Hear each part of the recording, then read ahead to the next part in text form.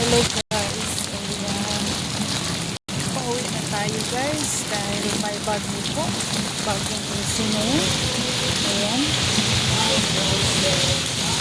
Balot na balot tayo guys.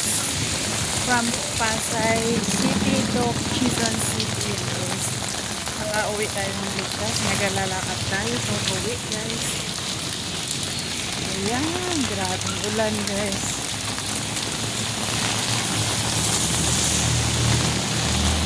Buti na lang may dala akong payong tsaka jacket guys. So, dahan lang tayo.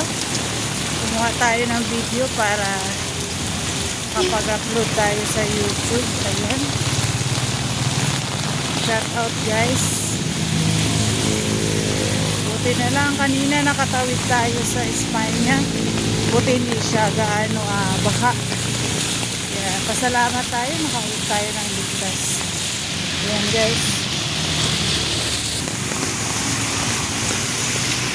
Grabe. Grabe maghapon.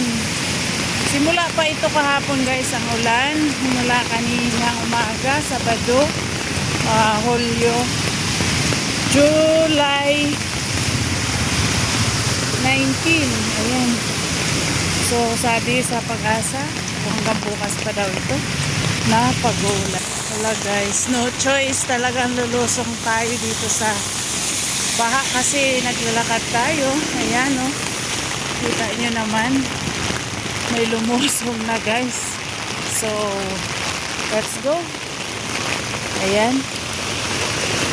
Ayan guys, let's go. Bali maghugas na lang tayo ng paa pagdating guys, para makauwi lang tayo. Ayan. Oh, tapos may sasakyan pag dumaan guys. Grabe. Grabe talaga.